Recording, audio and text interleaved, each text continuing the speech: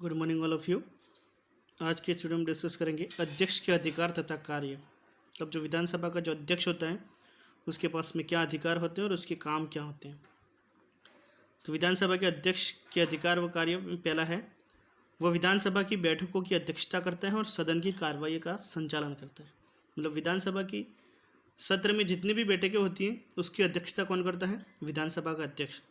और सदन यानी कि जो विधानसभा जो है उसकी कार्रवाई का संचालन कौन करता है? तो वो भी विधानसभा अध्यक्ष करता है। जिस तरह से लोकसभा में करता है लोकसभा अध्यक्ष, उसी तरह से विधानसभा में विधानसभा अध्यक्ष जो होता है वो सदन की जो कार्रवाई होती है उसका संचालन करता है और बैठकों की अध्यक्षता करता है। अगला है, सदन में शांति और व्यवस्था बनाए रखना तथा उसका मुख्य उत्तरदायित्व है तथा इस हेतु उसे समस्त आवश्यक कार्रवाई करने का अधिकार है। मतलब जो विधानसभा का जो सदन है उसमें व्यवस्था बनाए रखने का जो मेन जिम्मेदारी है वो किसकी है? विधानसभा अध्यक्ष। अगर किसी तरह की अव्यवस्था पाई जाती है विधानसभा में, जो सदन है उसमें किसी तरह की अव्यवस्था पाई जाती है, तो विधानसभा अध्यक्ष के पास में वो अधिकार है, उसको जो भी उचित कदम उठाना चाहे कानून के दायरे में रहकर वह कर सकता है। सदन का कोई सदस्य सदन में उसकी आज्ञा से ही भाषण दे सकता है। जनरली आपने देखा होगा संसद में या विधानसभा में जो एमएलए या एमपी जो होते हैं वो भाषण देते हैं या किसी प्रकार का कोई वाद विवाद करते हैं तो वो अपनी मर्जी से नहीं कर सकते। विधानसभा अध्यक्ष के परमिशन मिलने के बाद ही सदन में कोई व्यक्ति जो है वो भाषण दे सकता है। वह सदन की कार्रवाई में ऐसे शब्दों को निकाले जाने का आदेश दे सकता है जो असंसदीय या अशिष्ट है। अगर सदन के किसी सदस्य के द्वारा अमर्यादित भाषा का प्रयोग किया जाता है, यानी कि जो संसद हमारा जो संसद है जो है या संविधान जो है उसके खिलाफ है या अशिष्टाचार है इसमें किसी प्रकार का, तो उस वक्त जो विधानसभा अध्यक्ष जो है वह उस व्यक्ति को अपने शब्द वापस लेने के लिए भी कह सकता है। सदन के नेता के परामर्श से वह सदन की कार्रवाई का क्रम निश्चित कर सकता है। यहाँ सदन का नेता मतलब मुख्यमंत्री से, तो मुख्यमंत्री के परामर्श के बाद में वह किस तरह का कार्यक्रम रखना है या किस तरह की कार्रवाई करनी है वो निश्चित करता है। वह प्रश्नों को स्वीकार करता या नियम विरुद्ध होने पर उन्हें अस्वीकार करता है।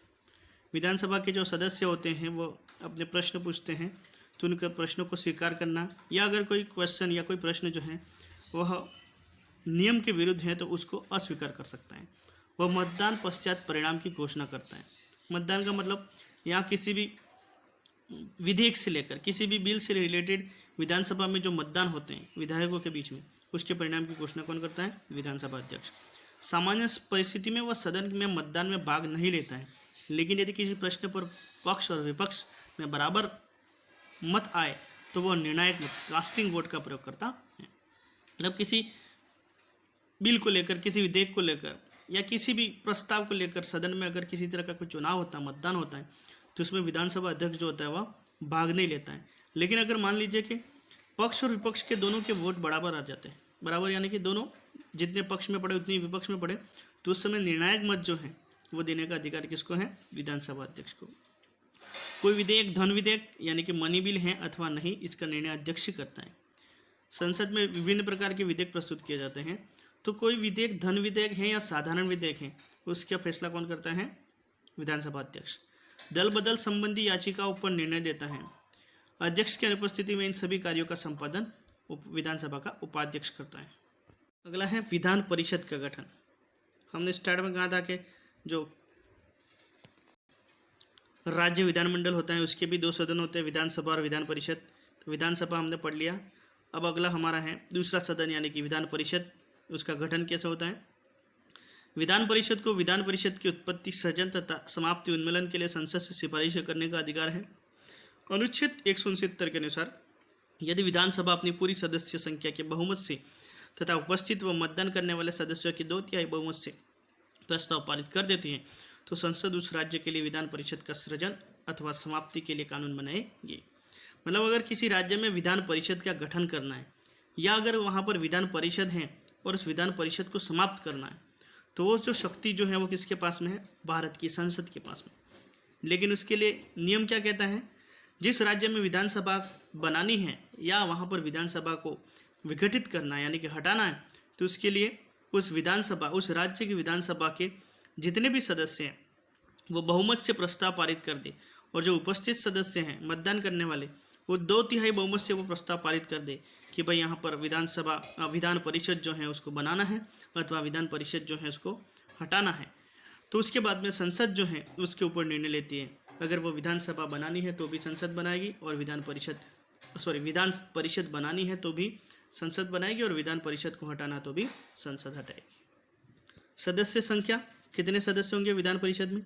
राज्य के विधानमंडल का द्वितीय उच्च सदन विधान परिषद होता है। ये हमने स्टार्ट में भी पढ़ा था कि विधान परिषद को विधान परिषद, द्वितीय सदन, उच्च सदन या स्थायी सदन कहा जाता है। इसको इंग्लिश में लेजिस्लेटिव काउंसिल कहा जाता है। संविधान में व्यवस्था की गई है कि प्रत्येक राज्य की विधान परिषद के सदस्यों की संख्या उसकी विधानसभा के सदस्यों का 1/3 से अधिक नहीं होगा, पर साथ ही यह भी कहा गया किसी भी दशा में उसकी सदस्य संख्या 40 से कम नहीं होनी चाहिए। मतलब विधान परिषद में कितने सदस्य होंगे वो बात किसके ऊपर डिपेंड करती है? उस राज्य के विधानसभा के ऊपर। कैसे? जैसे किसी राज्य में विधानसभा की जितनी भी सीट्स होंगी उसका 1/3 ही वहाँ पर विधान परिषद में सदस्य रखा जाता है। जितनी विधानसभा की सीट होंगी उसका 1/3 सदस्य विधान परिषद के रूप में होंगे, लेकिन वह 40 से कम नहीं होने चाहिए। लेकिन उसमें कुछ अपवाद रखे गए, जैसे जम्मू कश्मीर को इस संबंध में अवश्य अपवाद रखा गया। खैर अब तो जम्मू कश्मीर केंद्र शासित प्रदेश में आ गए हैं, लेकिन यह संविधान में इसको भी मेंशन किया गया। कुछ राज्य इसके अपवाद भी हो सकते हैं, अगर जनसंख्या कम है तो 40 से कम भी रखा जा सकता है।